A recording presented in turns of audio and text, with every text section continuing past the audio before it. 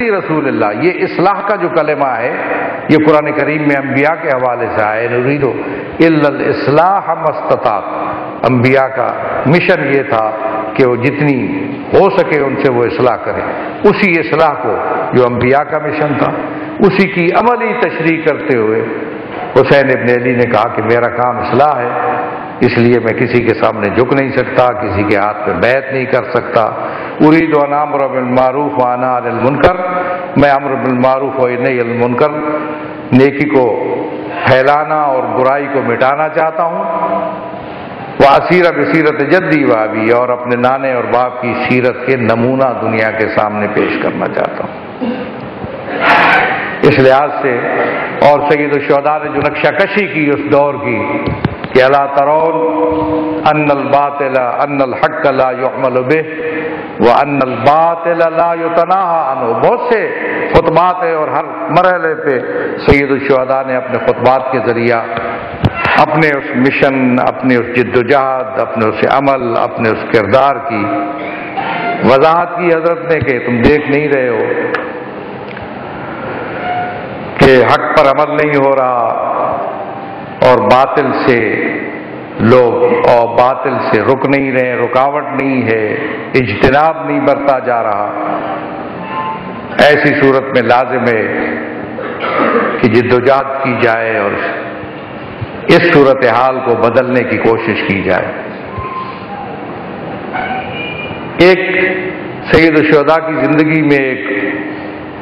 ایک خلا تاریخ کے اندر دکھائی دیتا ہے، سید امیر المومنین کی شہادت اور امام حسن علیہ السلام کی شہادت تک، جس میں ان کی سیرت کے بارے میں کوئی تاریخ کے اندر خاموشی دکھائی دیتی ہے، کچھ وضاحت نہیں ہے۔ لیکن اس دور میں بھی ایک مرحلہ ایسا آیا جس میں سید الشہداء کے نقطہ نظر ان کا بڑا کھل کر پیش ہوا۔ منا کے اندر ایک کانفرنس بلائی سید الشہداء نے جس میں صحابہ کے بیٹے اور ان کے اعزاء اس کے اندر موجود تھے، کچھ صحابہ بھی تھے۔ تو وہ ایک طویل خطبہ دیا جس کا ملخص یہ تھا کہ کیا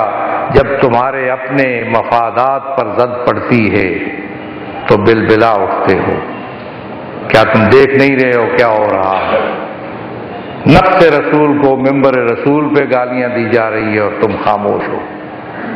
اس وقت سے ایک بیداری امت کے اندر ان خرابیوں کے خلاف، ان برائیوں کے خلاف جو اس وقت کے حکام جس کے مرتکب ہو رہے تھے، اس کے خلاف بیداری کی ایک مہم تھی جو سید الشہداء نے شروع کی۔ اور اگر ہم تاریخ کا بغور مطالعہ کریں تو بہت سے اور اقدامات بھی سید الشہداء کے ہمیں نظر آئیں گے امام حسن علیہ السلام کی زندگی میں، امیر المومنین کی شہادت کے بعد، کہ حضرت ایک مقدمہ فراہم کر رہے تھے، زمین سازی کر رہے تھے، گراؤنڈ بنا رہے تھے اس جد و جہد کے لیے جو حسن ابن علی کے بعد جس پر انہوں نے عمل پیرا ہونا تھا۔ تو اس سلسلے میں جو اور پھر حضرت نے جب یہ صورتحال سامنے آئی تو بہت سے لوگوں نے رائے دی، حضرت کو مشورہ دیا کہ آپ نہ جائیں، حالات مساعد نہیں ہیں۔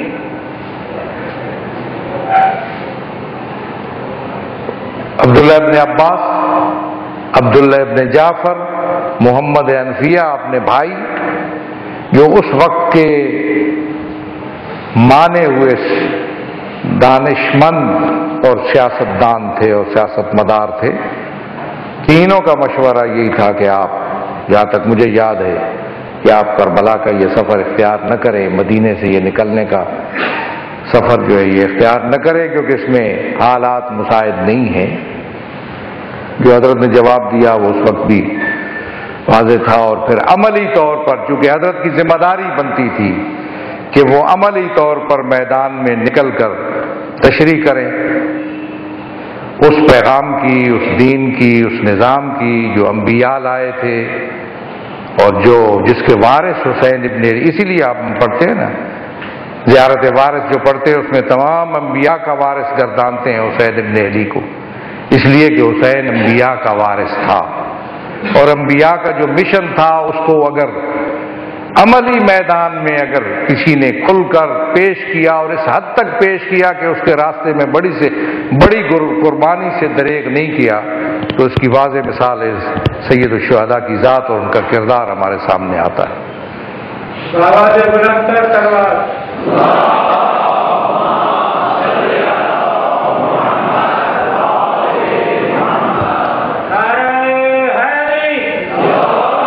وَإِذَا ابْتُلِيَتِ الْأُمَّةُ بِمِثْلِ يَزِيدَ فَعَلَى الْإِسْلَامِ السَّلَامُ۔ اور یزید کی بھی جو اس کا جو کردار تھا، اس کی جو سوچ تھی، اس کو بھی سید الشہداء نے اپنے مقتل ابن نمہ کے جو کلمات ہیں اس میں بہت واضح کیا حضرت نے، اور پھر یہ بھی کہا کہ اگر امت کو یزید جیسے شخص سے پالا پڑ جائے تو ایسے اسلام پر سلام ہو۔ مختلف پہلوؤں سے سید الشہداء نے اپنا جو مشن تھا، اپنی جو ذمہ داری تھی، اپنا جو ہدف تھا، اپنی جو جدوجہد تھی، جو حرکت تھی، جو نہضت تھی، اس کو مختلف پہلوؤں سے واضح کیا، مختلف انداز میں واضح کیا، اور لوگوں کی رہنمائی اس انداز میں کی کہ جس سے اسلام کے خد و خال جو مٹائے جا رہے تھے، پیغمبر کی شریعت جس کو مسخ کیا جا رہا تھا،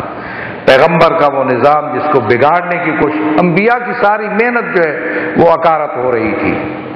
یزید کا کردار اپنی جگہ پر، اس کے ذاتی جو برائیاں ہیں وہ اپنی جگہ پر، لیکن یہ جو کردار تھا یزید کا کہ وہ نظام جس پہ انبیاء نے اتنی قربانیاں دی اور اتنی جدوجہد تھی، اس کو ختم کیا جا رہا تھا اور اس کو مسخ کر رہا تھا وہ، اور اس کے اگر سید الشہداء یہ اقدام نہ کرتے، سید الشہداء یہ قربانی نہ دیتے، تو آج اسلام کی وہ شکل و صورت اور وہ حقیقی صورت اور وہ اس کا روشن چہرہ جو اس وقت ہمارے سامنے ہے شاید وہ نہ ہوتا اور دھندلا چکا ہوتا۔ سید الشہداء نے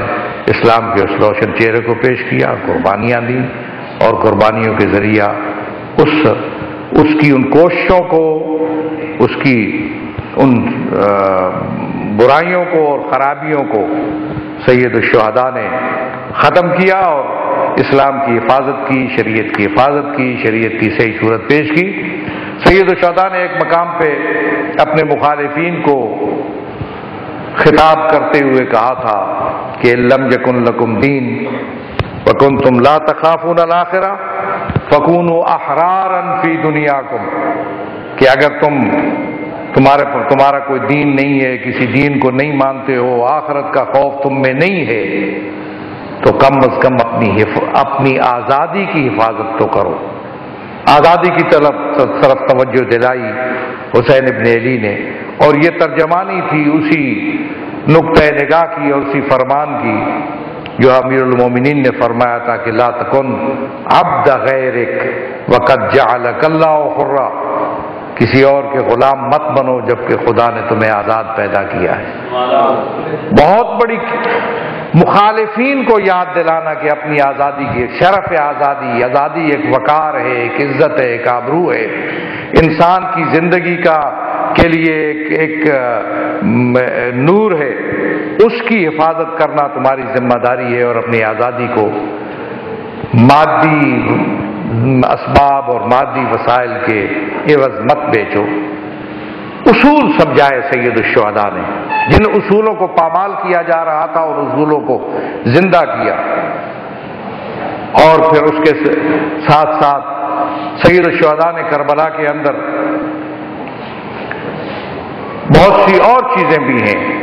جمع کیا لوگوں کو، وحدت و اتحاد کا ایک نمونہ سید الشہداء نے پیش کیا، مختلف رنگوں کے لوگ، مختلف نسلوں کے لوگ، مختلف زبانوں کے لوگ، مختلف قبیلوں کے لوگ، مختلف مذاہب کے لوگ، علماء کرام اس کی تائید کریں گے،